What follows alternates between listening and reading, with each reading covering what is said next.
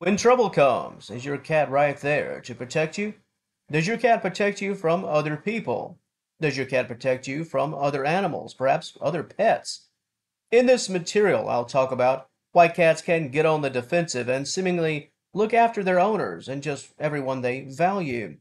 How strong is the feline bond with a human they trust and love? Would your cat go to battle for you? Interesting topic, and as always, I've got you covered. Stay tuned.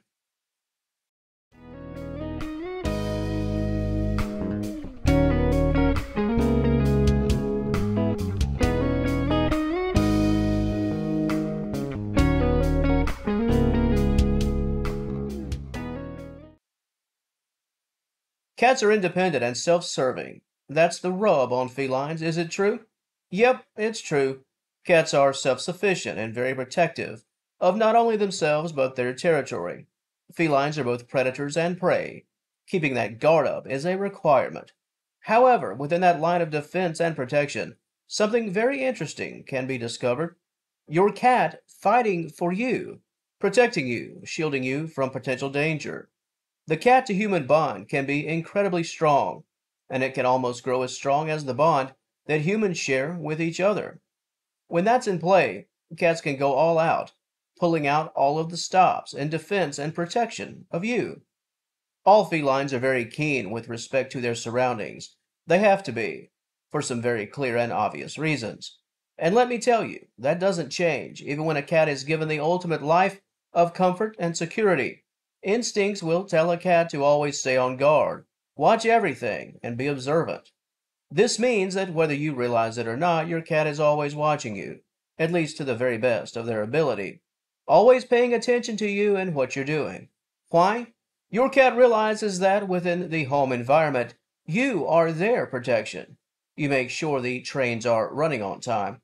Because, for as independent as cats are, they also understand that they share a space with you, and the territory they've claimed within your home is also yours.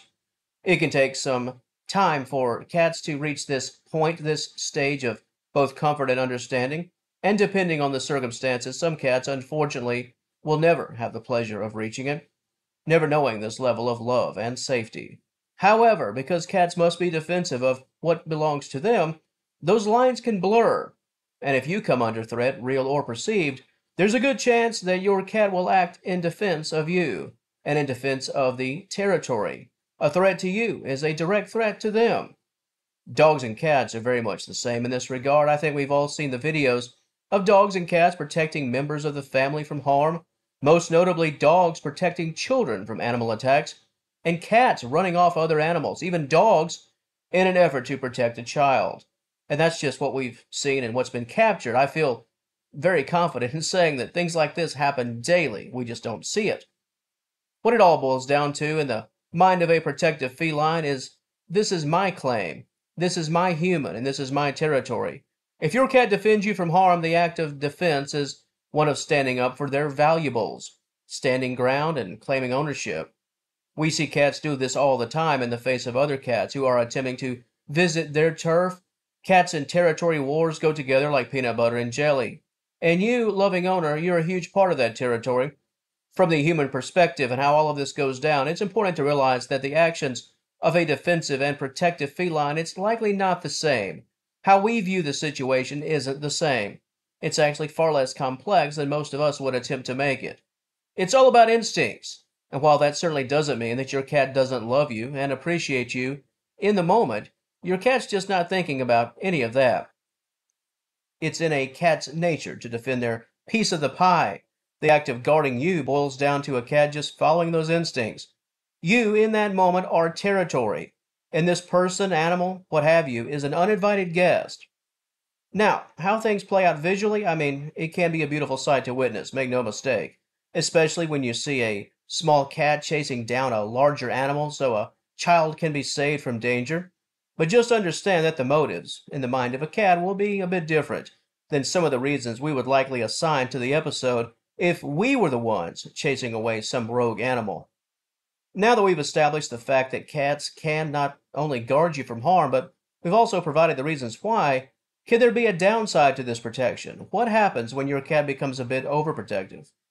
Cats that are willing to guard and protect their territory, you and everything around you. Those felines live on a mountain of confidence, and they only display that protective side if they sense some level of danger at hand. However, overprotective felines, while still on guard, often come from a place of fear and insecurity, a place of uncertainty. And this is the place where everything and everyone is a threat. These are the felines. Well, these are the cats that love you but don't get along with your friends and your neighbors. These are the cats that love their owners but are more than happy to give the claws to most anyone else. Wild eyes, ears up or pinned back, tail straight or just swishing all about. It can be a handful, especially if guests come over. Unfortunately, insecure cats of this nature also have a difficult time with the outdoor life, even if that means a quick playtime in the backyard. Overly protective felines are often quite quick to mix it up with other cats in the neighborhood, and that can be very dangerous. If you'll flatter me for a moment, I have a bit of a story to share concerning a highly defensive yet insecure cat. This is years ago, and his name was Ellie, and he lived in my neighborhood. He was never my cat, but he hung around. At any rate, he liked who he liked, but anything that posed a threat to not only him, but a threat to his little happy space, which was mainly my backyard, he took issue. And when I say took issue, I'm talking late 1980s Mike Tyson style taking issue. He was quick to mix it up in defense of his territory and frankly in defense of me. Well, sadly yet predictably, he instigated a fight with a raccoon one night, and I'll just leave it there. He poked the bear one too many times, and then his adventure was over. Very insecure and very overprotective, living that outdoor neighborhood life.